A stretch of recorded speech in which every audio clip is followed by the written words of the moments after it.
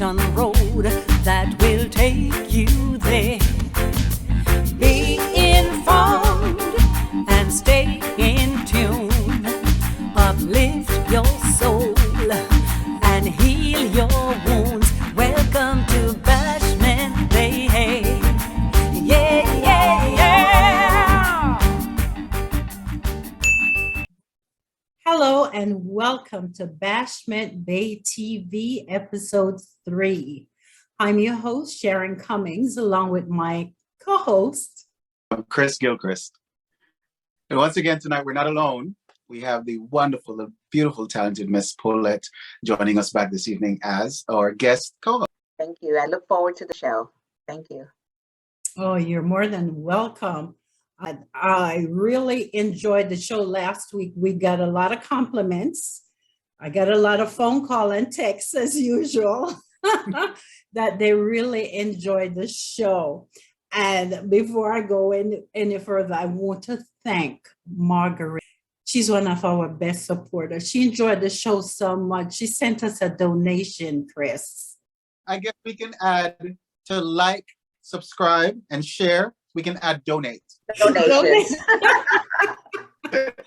She said she missed us. All equally important. All Oh, are yes. equally important. Yes, yes. We'll take any one of them. Oh, yes. Or all of definitely. them, if you ask me. Yeah, she says she missed us and she's glad that we're back because it gives her an Nice. opportunity to sit down and enjoy the show. Awesome. Great. That's great. So anyway, it's nice to be back. We have a wonderful show today. I am so looking forward to this discussion. Today's topic will be on the impact, influences of Jamaicans in America and internationally. Also on colorism. So we'll be right back.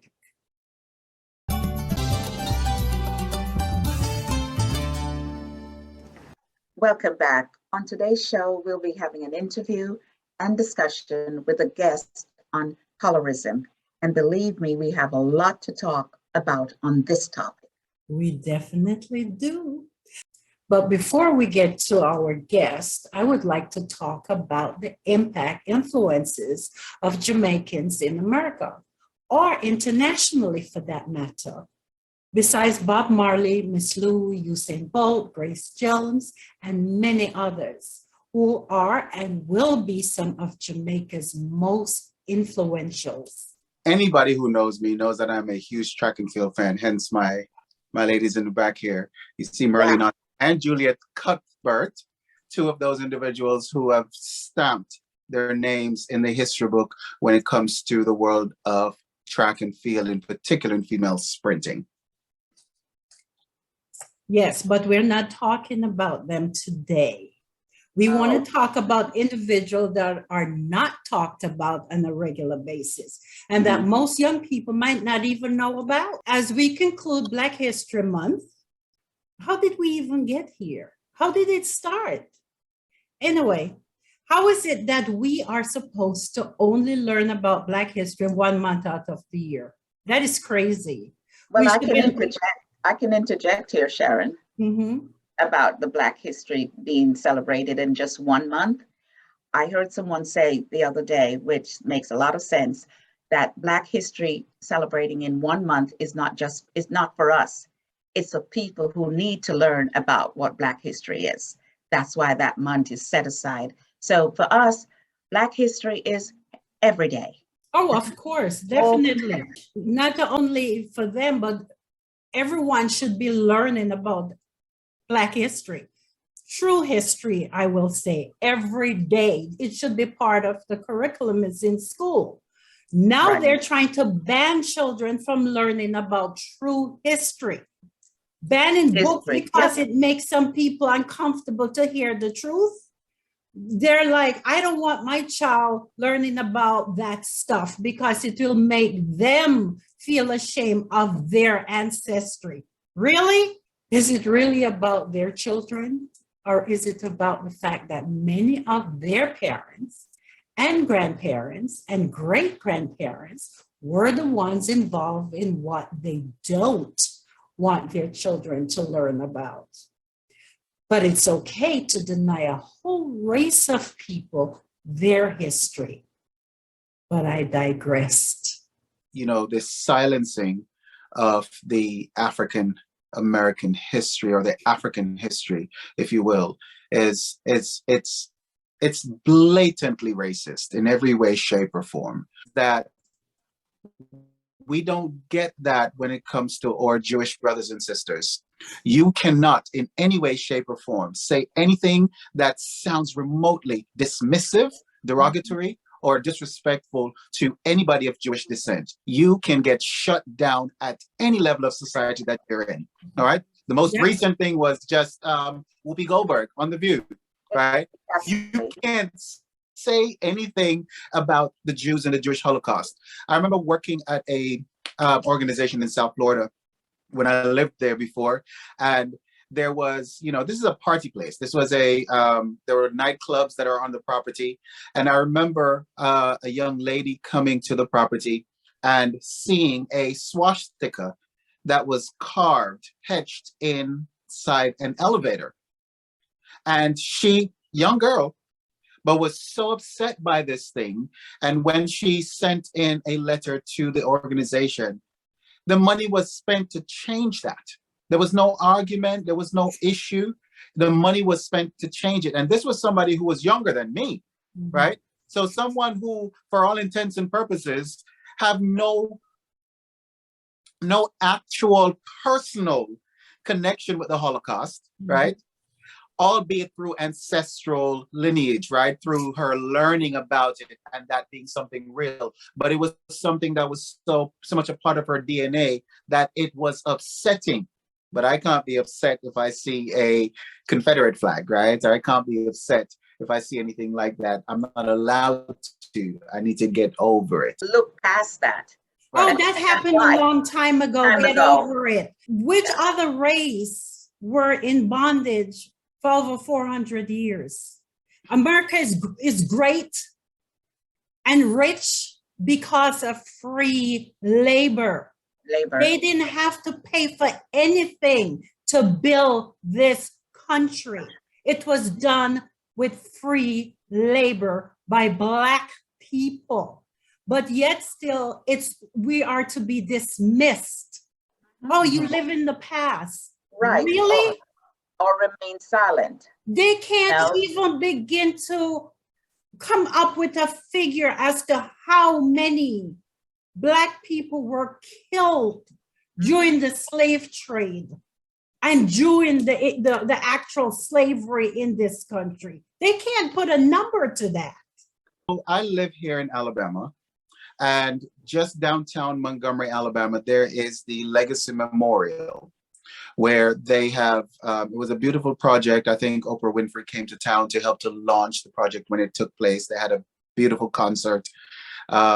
But the project was where they went through the history. They went through the local libraries. They went to the local communities and gathered names. And this is what they call the Lynching Memorial, where the names are etched in steel and actually suspended from the ceiling to show. And you would be surprised at how many individuals come to this place and their interaction with the space has a very different impact and effect. For some people, it invokes anger. For some people, it invokes sadness. And for some people, it actually increases the level of hate or disdain that they have. And I think what is fearsome for those who are non-Black people is that they're afraid of the anger. They're afraid of the rage that this kind of interaction or knowledge of this thing could actually incite. That's what they're afraid of. That is what they're afraid of. I try to teach my children right now. I don't shield them from anything like that. But what I do is to make sure that they understand that their interaction, their knowledge of this history is not to inflame or to ignite hate in their spirits. It's not to ignite distrust or anger in their spirit. is to remind them how to be human, how to be humble in knowing that they're here because their ancestors had to endure so much. So for that reason, I will not, whether the school teaches it or not, it's going to be taught in my home. I would like to. So I will continue to do that, but to make sure that I am helping them to manage their energy through with dealing with this information, to know that it's not about hate, it's not about anger, but it's really about connection. That's the word. I would just like to add to that. I took my daughter to Baltimore a couple of years ago, and we went to the African American Wax Museum. And I would suggest that, we need to go and see that museum, because the stuff that I saw, they have the most disgusting stuff that they did to our Black men and Black women. There was one woman that they cut her stomach and cut the baby out. The baby was still dangling from the umbilical cord. There was Emmett Till. His face was so crushed, it looked like crumpled newspaper. You could not make out his eyes, his nose, or his mouth. It was just so horrific that they kept that in the basement. But everyone should really see something like that. And I was glad my daughter was able to see that, so she could understand what happened before her time and able to deal with stuff as she sees them happening now, and understand that in a much better way than if someone tried to instill in her something that would stir up anger and hatred, This is why they don't want to teach these things in school. They don't want the younger generation coming up to know the truth of what their ancestor did.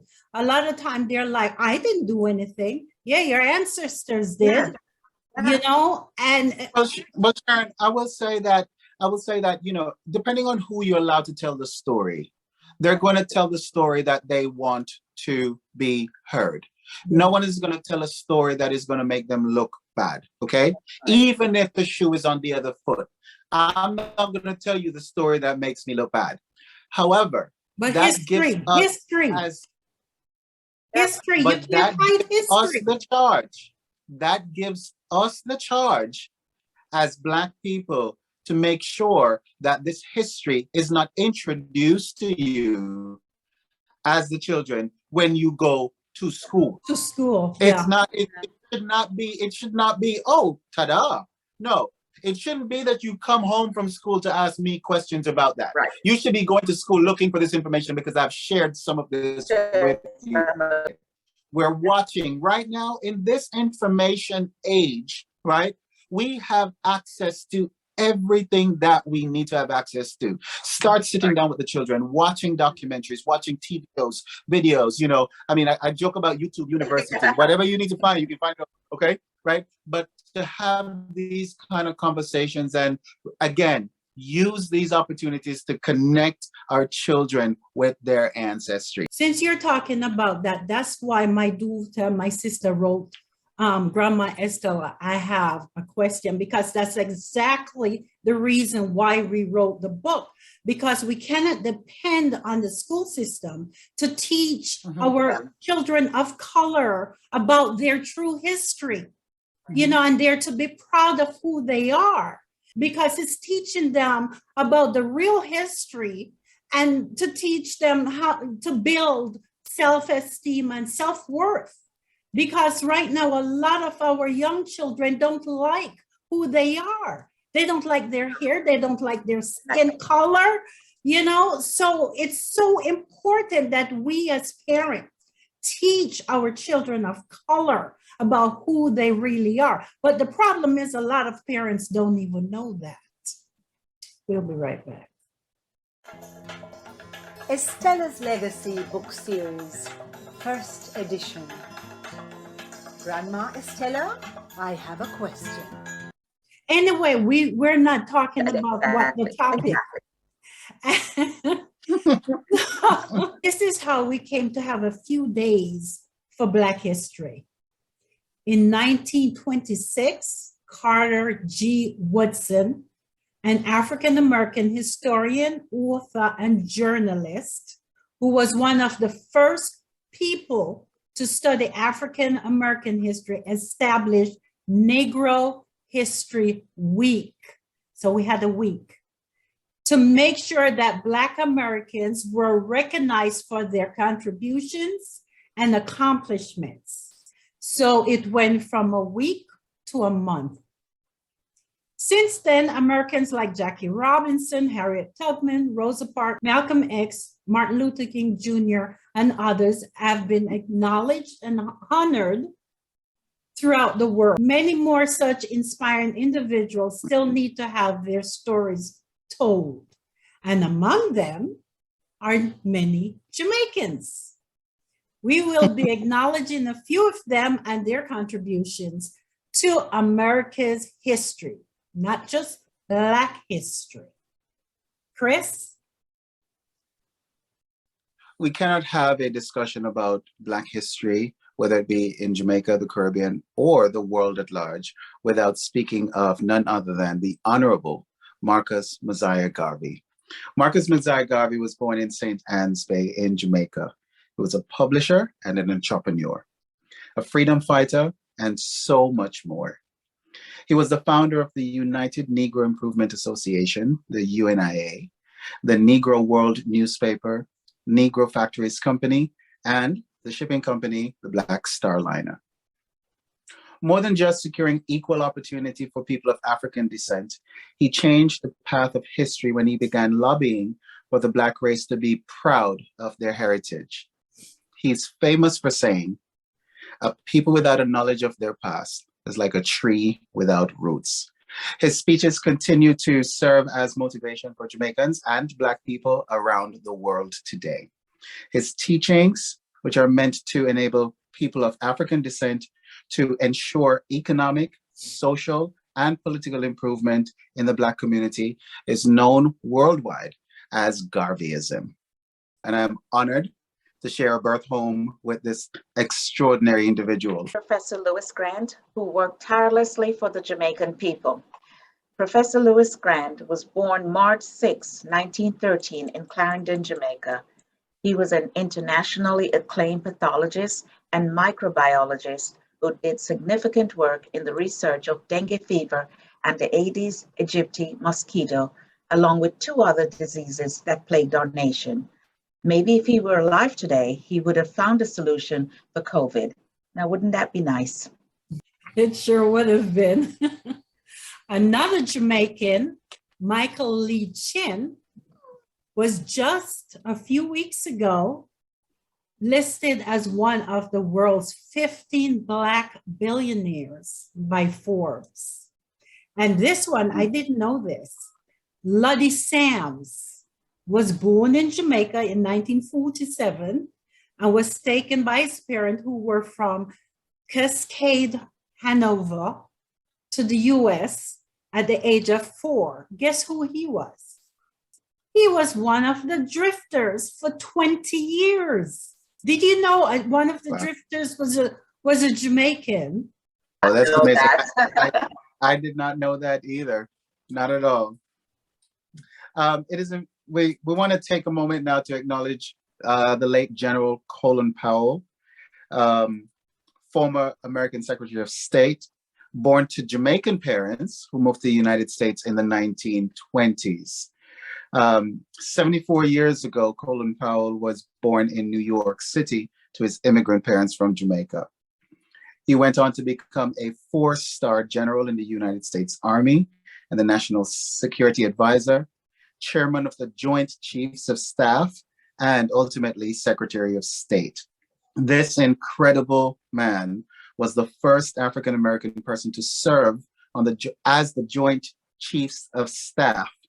And he was the first African-American to be appointed the Secretary of State. Sadly, he passed away last year, but these are just a few of those remarkable individuals who can trace their roots back to Jamaica. You know, there's a song, "We likkle but we Tallawah." And Sharon. Look at all the greatness that have come out of Jamaica. Right. Okay. And, Okay, Chris, say it the right and way for also, me. what way is No, it? no. I'm going to give you your props. You're doing very well. Yeah. You're doing. Mhm. Okay. Yeah, and of course, we covered all the great people, for Black History Month for Jamaica, but we also have to think of our other folks in the Caribbean diaspora. We have to think of their history, Black history representative. I think of someone like Maurice Bishop, who was one of the most influential leader of the 20th century. Maurice Bishop from Grenada, there's Cheddy Jagan from Guyana, there's Derek Walcott from St. Lucia, and then there is Stokely Carmichael from Trinidad and Tobago. These are people that we don't hear much talk about, but they have made such an impact within the Caribbean diaspora. So we need to sort of like acknowledge them. I may have missed a few, but it would take us all night to talk about all of them. Yeah. But I just wanted to sort of like highlight these people as well. There's so many talented individuals that has contributed to this world, that is from the islands. And we're to be proud of that. On that note, we will be right back. Estella's Legacy book series, first edition. Grandma Estella, I have a question. It's my pleasure to introduce our guest to join us in having a discussion on colorism. He was appointed by the school board Chief Diversity, Equity, and Inclusion Officer. He has a diverse background in education spanning 17 years in a variety of settings, including teacher, director of student support, principal, consultant, adjunct faculty, college administrator, and college professor. He received a PhD in educational leadership and policy from West Virginia University, a Master's of Education in Special Education from George Mason University, and a BA in English from West Virginia University. His experience has been in understanding student development, learning and implementing theory, teaching strategies for helping underdeserved students, designing culturally responsive pedagogy, and building programs focused on closing equity gaps. Ladies and gentlemen, welcome Dr. Jason Ottley. Absolutely, it's a pleasure to be on the show.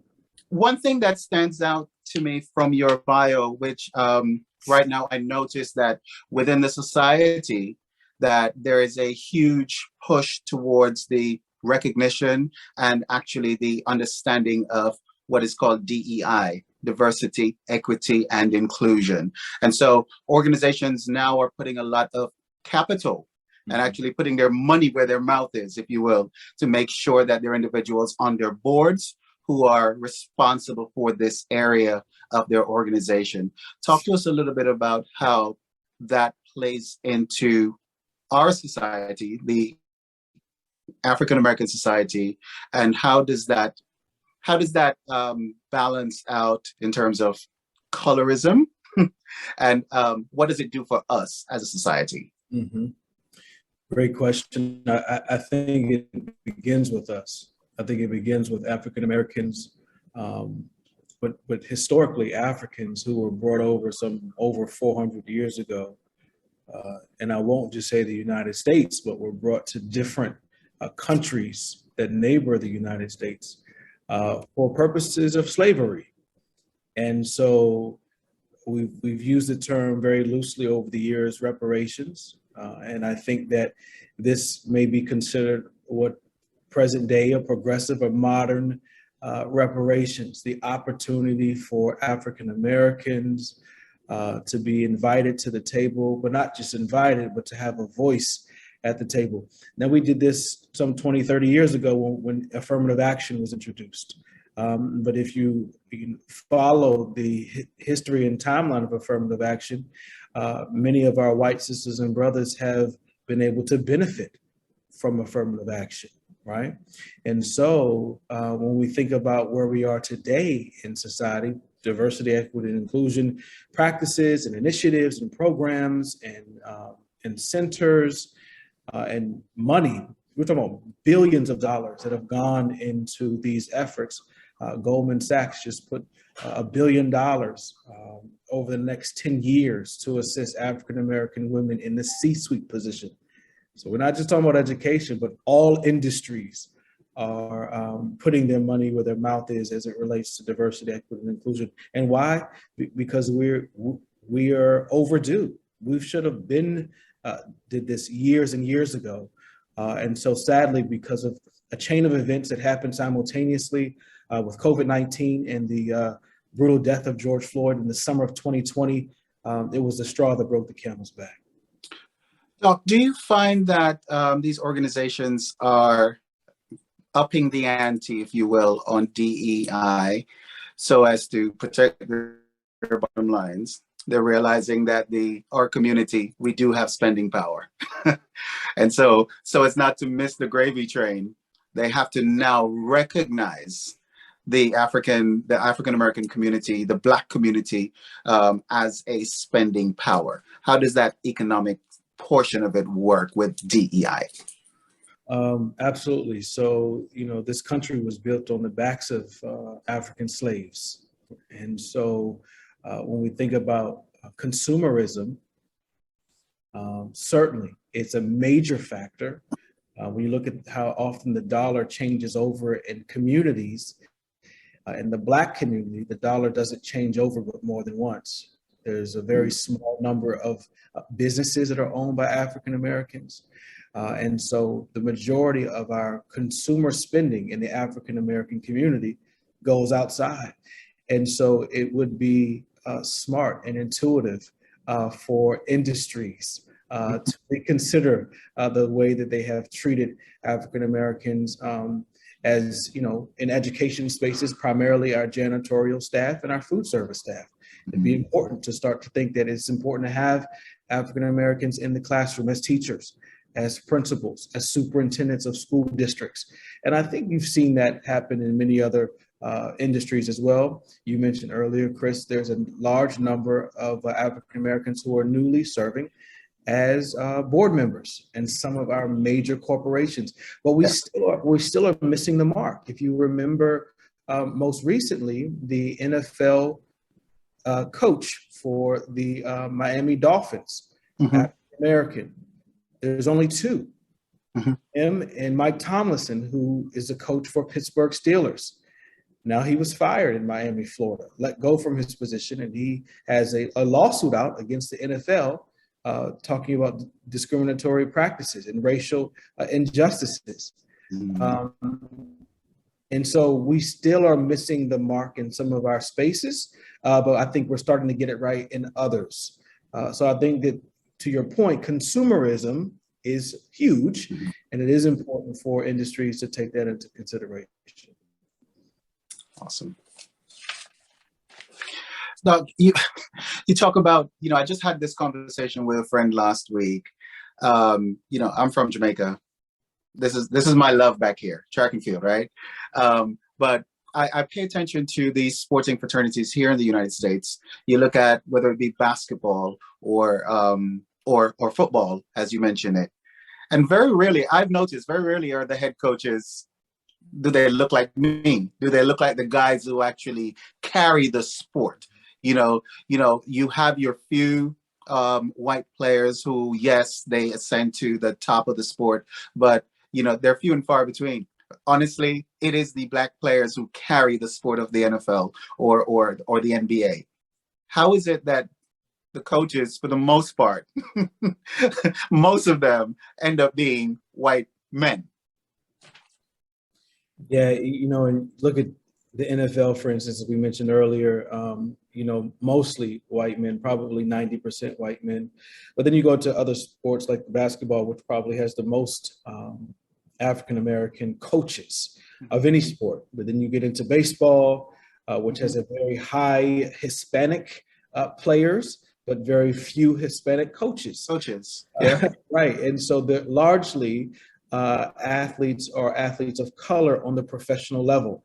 And why do we not see more coaches, more managers, more presidents, and more owners as people of color? I think that we still continue, when I mentioned earlier, we're missing the mark. We're getting it right in some areas, and we're missing the mark in others. And I think that when we use the word equity, equity does not just mean access for more athletes of color to participate in a global sport, but we're also talking about the coaches, we're talking about the presidents, we're talking about the owners. Those areas and spaces are very inequitable, very much so. And so if we really want to put our money where our mouth is, these companies, these organizations, and these industries will intentionally begin to hire people of color in those spaces. I just want to be clear for a moment that, just to clarify for some of our viewers, that diversity, equity, and inclusion is not only isolated to the African American community. This is an initiative, a wider initiative, a global initiative to ensure that there's representation across the board, so that there's representation for women, representation for people with disabilities, gender equality, sexual orientation, making sure that when decisions are being made, that there is a voice that can make a decision on behalf of the communities that they represent. So I think it's a great move in the right direction. But Doc, as you said, we're missing the mark. And sadly, some of our own Black organizations, we are at fault of doing that. So it takes me to the conversation of colorism and how does that affect the initiative of DE&I, and what it is that we're doing to ourselves when colorism come into play. But if you could first tell the audience exactly, from your professional standpoint, what is colorism? Sure, colorism is discrimination at its best. Discrimination, those who are lighter skinned are treated more favorably than those who are darker skinned. And this is not just for African Americans. This mistreatment is for other people of color, Blacks, Latinos, Asians, Native Americans, but it's the same thought or notion that lighter skin is treated more favorably or provided more access than darker skin. And we see that all throughout history. I mean, from slavery, slaves were given, lighter skinned slaves were given more domestic roles. Darker skinned slaves were told to work outside in the fields, picking cotton. In the 19th and 20th century, we've seen this with the paper bag test. And for those who are familiar with the paper bag test, it was often utilized in Black spaces when it came to hiring practices. Wow. Those who were lighter as the color of the paper bag were accepted. Those who were darker than the paper bag were typically not hired. Oddly, I'd just like to interject that there's this one particular, or phrases I should say, I'm not sure if you have heard them, but it says that if you are white, you're right. If you're brown, stick around. And if you're Black, stay back, and that is the phrase that I've heard and for a while now. And it's sort of like let you stop and take a check on what exactly is happening right here. I am from Jamaica, and we have had the colorism. That is what really stand out. I wouldn't call it so much racism, if you'd agree with me, Chris and Sharon, in Jamaica, but it was more colorism. Like, as you were saying, lighter skin folks got the privilege. They were treated as royalty. I know that in my back home, that kids were told that they were like black like tar, or they were dirty, or they looked like monkey. And so what these kids, and I saw this myself, they were doing, they would put bleach in their bath water in order to get rid of the black on their skin. Just think how damaging that must have been or have been to those kids to go through that kind of rejection and trying to just become like the others who they sort of like put on a pedestal. So I would just like, I was going to ask a question if colorism is a real issue. I know that it is, you know, because I have seen it, I've experienced it myself. So I know that it exists. And my thing is this going to still continue? Or how do we put a stop to this? Yeah, certainly it's a persistent issue. And until we address racism and all attempts to eradicate racism, will it be, then we can address colorism. I don't think that we do it in reverse, right? And so, you know, we see this even in other countries. Some of the poorest sectors of Brazil are largely darker skinned, you know, areas. So it's not just in the United States, it's in other countries as well. This ideology persists, you know, throughout the entire globe. When I think about even marriages and dating, there are those who are foreigners to the United States, and research shows that if you're foreign to the US and you do date outside of your race, research shows you typically will date or marry someone of Caucasian race. So it goes back to your point that you mentioned earlier, white is right. And so I think that ideology is something that not just the United States, but the entire world has adopted. And so I think that it stems from racism. So once we deal with and eradicate racist practices that continue to permeate through our existence, I don't think we'll be able to touch colorism. The other point I'd like to make, if you don't mind, there are countries, you know, where Blacks don't consider themselves Blacks until they get here, and they have a rude awakening that once they get here, they are Black. And so it's like a culture shock for them. But there are countries that there are Black people who do not consider themselves Black.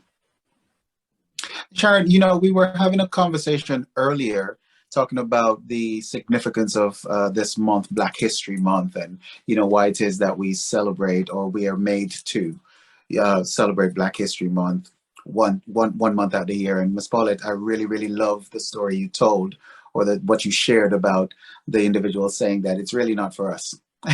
It's for other people to recognize, right? Yes. It's okay.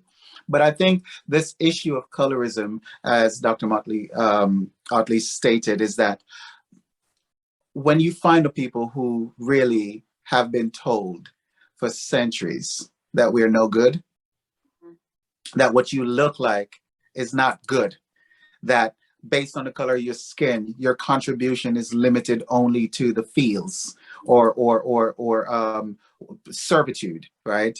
When you are told for so long, then yes, rightly so, there are individuals who are going to want to separate themselves from that. There are individuals who are going to feel as though, you know what, yes, I need to go put on the bleaching cream and look a little lighter because I know that I will get a leg up if I do this thing. So how do we change that? I really do believe that when we start to, as we're doing now, talking about the individuals, you know, from the Caribbean and other African Americans who have actually contributed to society and to the world, right? To shifting the paradigm of what is happening in the world. When we start to see our significance as a people, then we will be able to start chipping away from this need to start thinking that we need to look different. All right. So, Doc, you're absolutely right. Kicking racism to the curb first is really where we start. We have to make sure that the rest of the world knows that, hey, we are who we are. We're here to stay. We're contributing. Not only are we contributing, we are setting trends. We're actually driving the vehicle in many cases. And so, no, until the world recognizes that, then we'll be able to come home and then start talking to our children, and we'll start talking to our family and our friends to say, listen, we are here. We're doing what we need to do. So let us start to look at ourselves differently. But right now, you look in Jamaica, Nigeria, and in Ghana, in some places, the issue of bleaching is a problem. And it has become such a mainstay in society that people don't really look at it as, you know, people used to hide and bleach. They're not hiding anymore. They're not hiding It's anymore.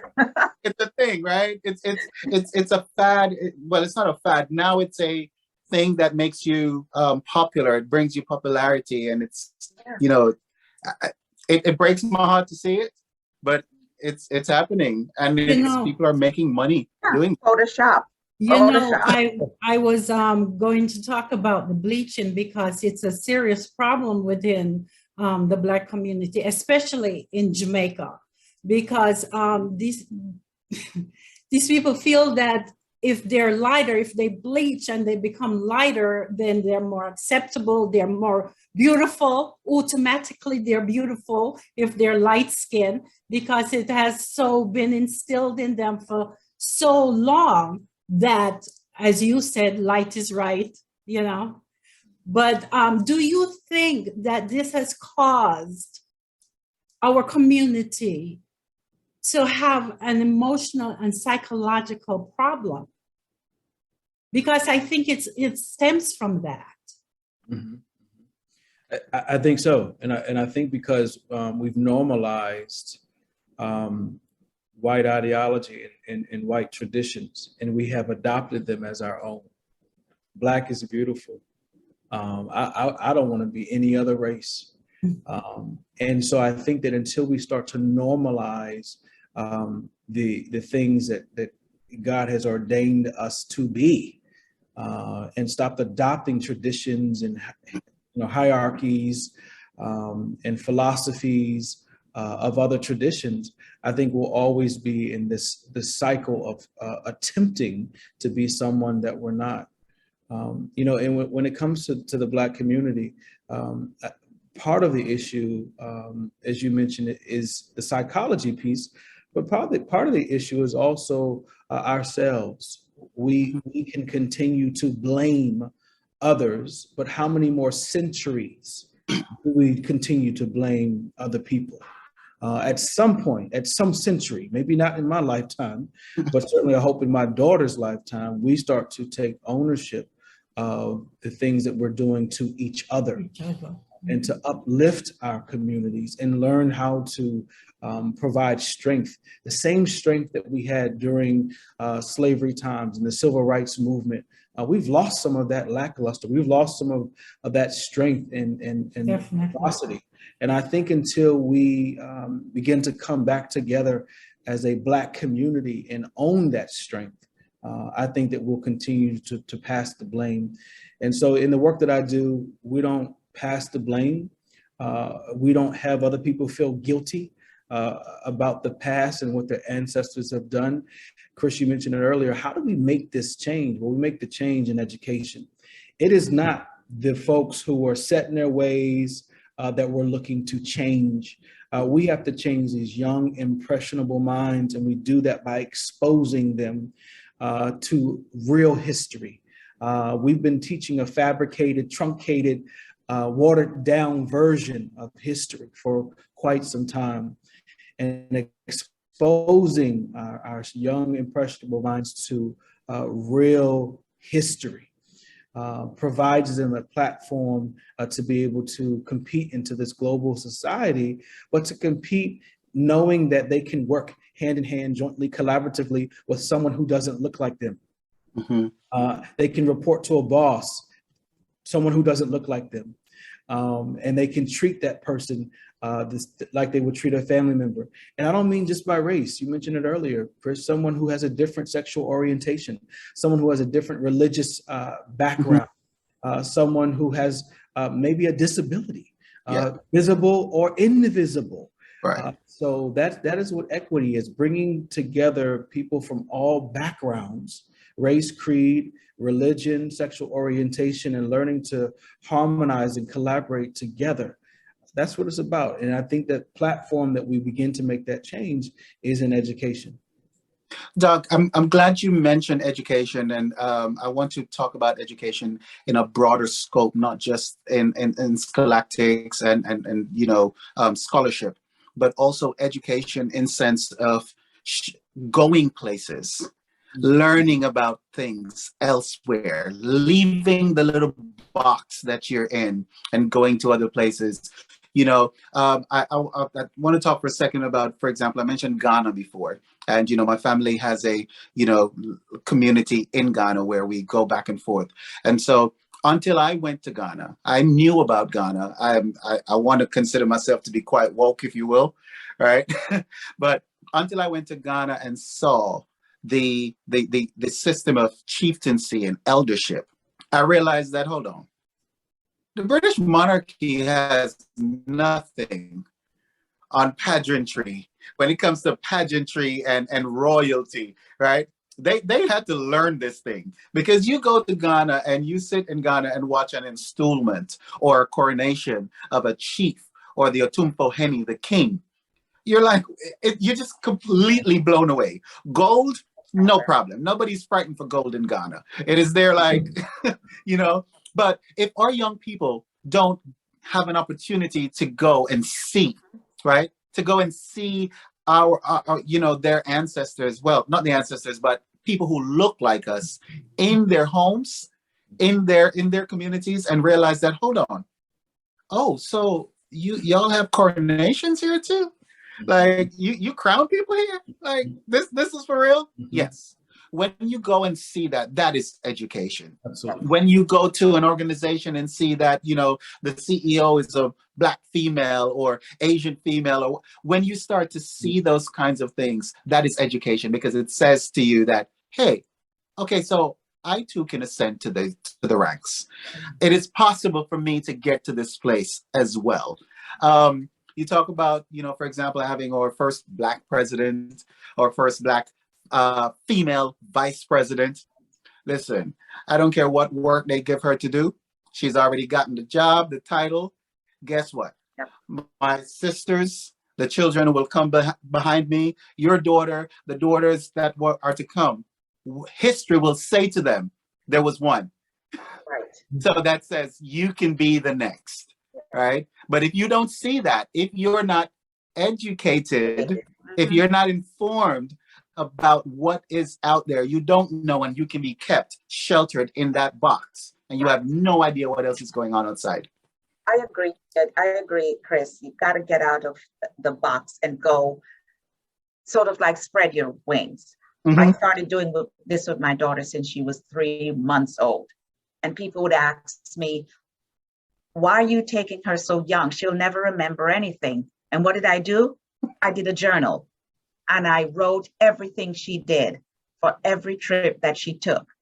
And it wasn't until she was age 7, she was able to look back and see all these things. And we haven't stopped. She's now 17, and she's been to so many places, understands so many different cultures and stuff like that. So it's a wealth of knowledge that she brings back here and can use it and can survive, because she knows how to be accepting of everyone, no matter what color, race, creed, religion. She is accepting of every single one. And I do hope that for our kids, that their parents would not only teach them at home, but take them beyond the household, take them outside of that. Absolutely. So they can build on that. I grew up in Washington, D.C., D.C. proper, and I say that because those who are from the D.C., Maryland, Virginia area will often say they're from D.C., but they might be from Maryland or Virginia.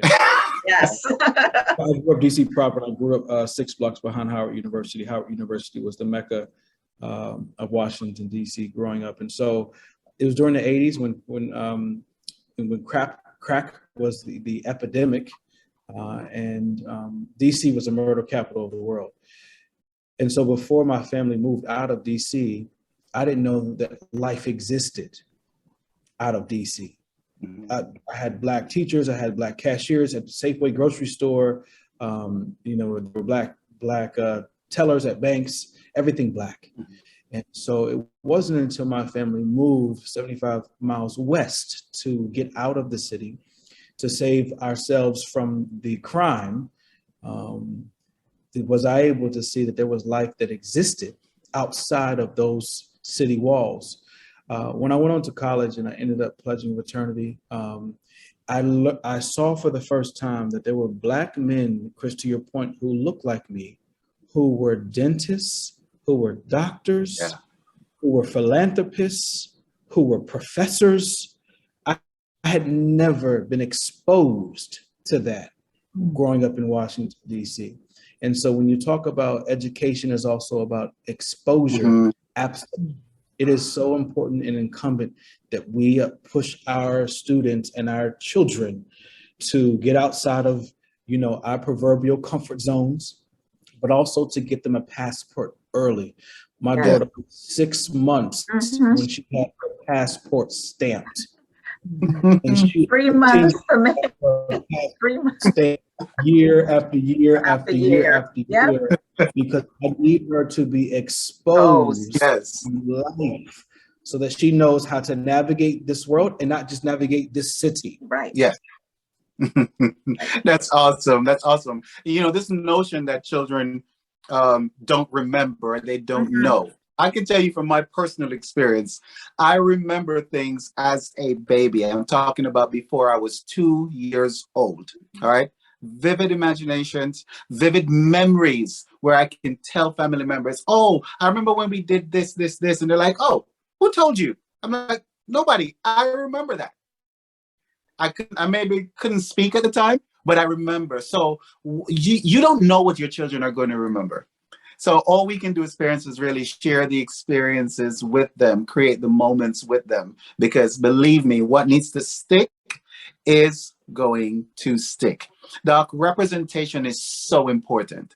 So important, which is why this issue or this initiative of diversity, equity, and inclusion is just, I think for me, is just extremely, extremely important. It's so pivotal. And it's really one of those catalysts that's really going to move us into the next phase of our societal development and our interaction with people. So I'm glad. Thank you for your work that you're doing within that field. Thank you for, making sure that young people, not just young people of color, but people from all different races, that they have structured learning, things that are going to impact them and their lives. It has been excellent what you've been doing. And I just can't tell you how important that is. I do agree that education is the answer. And it's so important for, especially young people, as you said, Paulette, to experience new things, because that's the only way that they will learn. If you don't know where you came from, you can't know where you're going. So educate yourself. So on that note, this was a wonderful conversation. I think we learned a lot. And I so appreciate you coming on. And I hope that you will come back whenever you want to. You have an open invitation.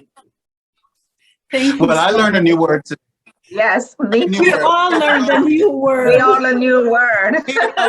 Pedagogy. Okay, hey, Chris, man. I'm gonna kill that word.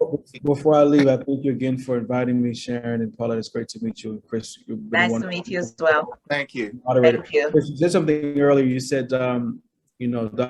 Motley, but then you changed it to Dr. Ottley. I want to share this quick story. So my grandmother is from Jamaica, and she is a Motley. My grandfather is from Barbados. Oh, he's an Ottley. He is an Ottley. Wow. Oh, wow. So the name stuck out to me first of all because this lady right here, that one, that's Merlene Ottey. Yes. So first, when I saw the name, I thought it said Ottey. I was like, wait, hold on. Oh, okay, it's Ottley. Ottley. Yeah. And I was joking with Ms. Paulette earlier, saying that Prime Minister Mia Motley, that's my prime minister. But no, it's great. We're all connected. Absolutely. Yes, definitely. We are. We could even be related. Who knows? Yeah. Again, thank you so much. Thank you. We appreciate having you. Thank you. Have me. Take care. Sail away on Bashment Bay. Welcome to Bashment Bay. Hey. Yeah, yeah, yeah. So let me ask you guys, have any of you ever experienced any problem with colorism? I have to share my part of what I've experienced because even though it was such a long time, it still resonates with me. And this has to do with my cousins who were lighter skinned than I am. My grandmother pretty much treated us differently. Like she looked at us as if we were pushed aside and they were elevated in every way and every form that you can think of. The irony of this is that my grandmother was like 3 shades darker than I am. Mhm. So I could not imagine how are you elevating those kids and not elevating the others and separating us. And that just like tore at me for so long. And I had to forgive her because I said maybe she didn't know. But I come to understand that she must have known. She must have known, but Well, Miss I, Paulette, yeah, you also remember, that within that time period, those individuals growing up in that time, your grandmother, in that age group, that was beaten in their heads right, as children. right. Don't bring home no man what too dark. Put like a That's milk true. in your coffee. Uh-huh, Not too uh-huh. black, not good. Right, You know, I right, mean, those are things that they were being told as children, and they right. grew up and continue to do that. That's It's sad. correct. By you saying that, Chris, we did a piece, and Nadine, one of our cast member at the time, she said, "Does Bakram Masa mentality?" Did I say Background. that right? Yes, Right. yes. Uh-huh. It's a sad reality. My last name is Gilchrist, and you have a light-skinned set of Gilchrist, and you have a dark-skinned set of Gilchrist. Mhm. And if you ask anybody, the light-skinned set of Gilchrist think they're better than the dark-skinned set. Yeah, yeah. I mean, it's just a mainstay in our families, but it's how it is that we interact with that kind of information, and how do we shift the narrative, shift the paradigm. You Yes. know, Yeah. I think it's such a big issue because and it doesn't go away because as usual, I'm forever writing about this stuff. And I remember I gave a script to this lady. She was probably in her 50s. And when I gave it to her, it was on colorism. She started crying. She said, "That's my life. I was treated so Mm. badly by my family that it's hard for me to really do this." And I don't know if you remember, Chris, when we used to do production by MENA, Mhm. there was this little 14-year-old girl that did a piece. Again, we were dealing with color. And she felt that her mother was not her mom because she was light skinned and her siblings were lighter and she was darker. And when she was doing the performance, it was so powerful because it's like she put herself in it. Yeah. She was Mhm. crying.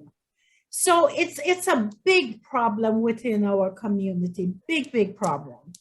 And then Sharon, it becomes such a vicious cycle because then we get into the part of where there is pressure with the young daughters to marry lighter skinned men so that you can have lighter skinned baby. And So the cycle pretty continues. babies, that you can Yeah. have pretty Pretty babies. babies and light skinned babies. So the cycle continues. Mhm.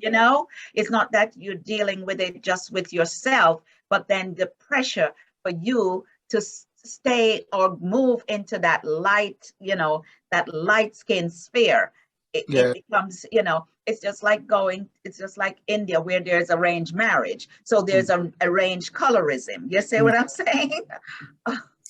The parents are, and it doesn't even have to go too far back. So I had a friend of mine who I worked with a long time ago in a different organization where, there was this beautiful girl from Haiti. And when I tell you, the girl is just absolutely gorgeous, beautiful voice. I mean, she was just fine. And, these two, they had such a chemistry with each other. Okay. I mean, there's nobody that we worked with that didn't say, okay, yes, you two need to get married, right? And you know, one day he told me, and it really broke my heart to hear it. He told me, he said, listen, Kwesi, I just couldn't take her home because her father would not, his father, these are Jamaicans, you know. Yeah. His father would not approve. Uh-huh. One, she's too dark. Uh-huh. Two, she's Haitian. Yeah. Uh-huh. Right? Father would not approve. And do you know there is 1, 2, 3, 4 brothers, and 3 of the 4 of them are all married, and they all married Caucasian women. Of course. Mm-hmm. Yeah. And you know, these are my very, very good friends, but I look at it and I go, hold on. I know how the chemistry between these two individuals was, you know, when we all worked together. But to sit and hear him say that his father would not approve, yeah. And it was important to gain the approval of your parents, right? Yes. And you see, this just like what Dr. Ottley said, it's the family. It starts within the family. Yeah. How can you not like you're Black, okay? And as you said, Chris, sometimes they have a rude awakening when they come to this country because they act like they're not Black. Yeah. And they're better than someone who's a darker skin. When they come here, they're treated the same. They're hated just as much as a dark-skinned person. But how can you be like that? This is why the problem is within our race when it comes to colorism. You know, I know a lot of Jamaicans that are like that, especially the older parent. They don't want their children talking to a dark-skinned guy or a dark-skinned girl. Now, when they talk about they want to have pretty babies with good hair. Good hair. Okay, that means this person who is Black is not pretty or good looking or whatever, because apparently it's impossible to have a good looking child where the mother and father is Black. Why do we hate ourselves so much? I don't know. You know, you can also look at it from the perspective of some of these parents realizing that, hold on, this is the reality of society as it is right now. And I know that if you're going to be less likely to step into certain realms of society because of how you look, because that's what I lived. I know that if your children look like me, right, they're going to have less opportunities. So henceforth and therefore, the reason for lightening the coffee, because truly it's like they feel helpless to the point that says, well, me can't do nothing about this, right? But I don't want you to actually be held back, continue to be held back like I was held back. So the only way we can do it, I either put on the little rubbings, right? Or, as you say, lighten the coffee, right? You know, so when Dr. Ottley talks about shifting, how we need to deal with racism first, right? Before we start even tackling colorism. It's because the colorism was birthed out of Racism. Yeah. So when you have a set of, when you have society telling a race of people that you're less than, you are not as important as, right? Then people start feeling helpless. Well, I can't shift this. So what can I do? Again, I will go do what I can. Again, this is why education is so important. Yes. Because if you know who you are, where you came from, that you came from kings and queens, that you were the first, why is it that you want to look like somebody else that came after you? Who your ancestors are the one that did all of the invention and the architect and all of that. This is why I say education is so important. Know who you are. Then you will be proud of who you are because you'll know where you're coming from. Love your melanin. And the darker you are, my God, I tell you, I was driving on Canal Street one day when I lived in New York. And I saw this girl walking on the sidewalk. Dark, dark, dark. Have you ever seen a dark-skinned person and the color looks so cool? Yes. And I'm driving, and I'm not gay, but I was staring at her because she was so beautiful. And the complexion, oh my God, it was so beautiful. You know, and you're telling me I should be ashamed of that if I look like that? Yes. Crazy. It's crazy. So know who you are. Know who your ancestors were. It didn't start with slavery. We are from kings and queens in Africa. Africa is the first continent. Bloody listen, go learn something. That's all it is, because they don't know. They used to say, I don't care if I die tomorrow. I mean, my life is worthless. Why that is? Because you don't know who you are.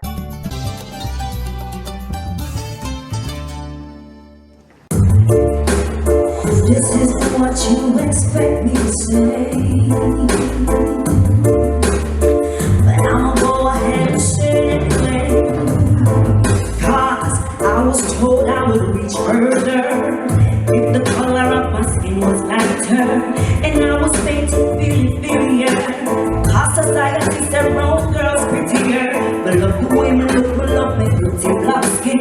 Respect you to me strong melanin. Throw down the color of the skin that I'm in.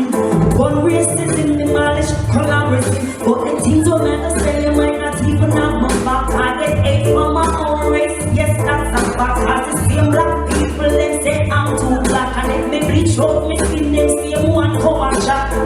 Since you say that I'm too black for you, I please you, do I look how you want me to? Now I'm gonna see if you're gonna say I'm too brown for you, or do I look pretty to you? Black people hypocrisy, leave the girls in below self-esteem. Who the one like say you want fit from fit pretty, but now gonna make the none of them get to me.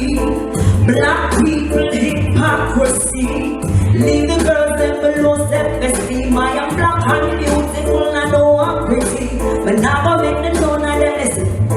Them say me black till me shine, till me look dirty, and that's the only line in life that will ever hurt me, because it never come from a Caucasian, trust me. It's not black colorism, big hypocrisy. And if me wake up tomorrow look like a rounding, automatically woulda carry the swing. The phone woulda gone like the song I'm singing, cause the phone woulda guilty in the same thing.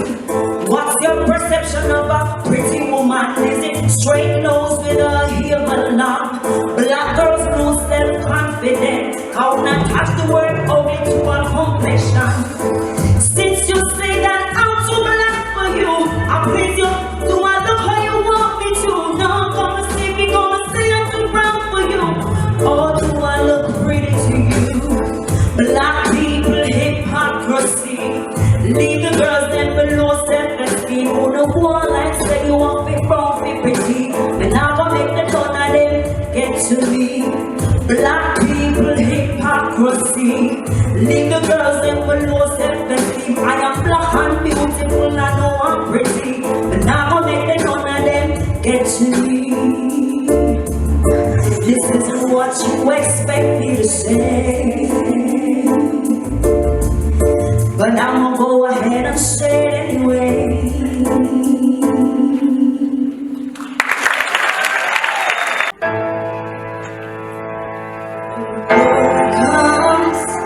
It will be ours, it will be ours, oh, one day. When the war is won, we will be sure, we will be sure, oh, glory.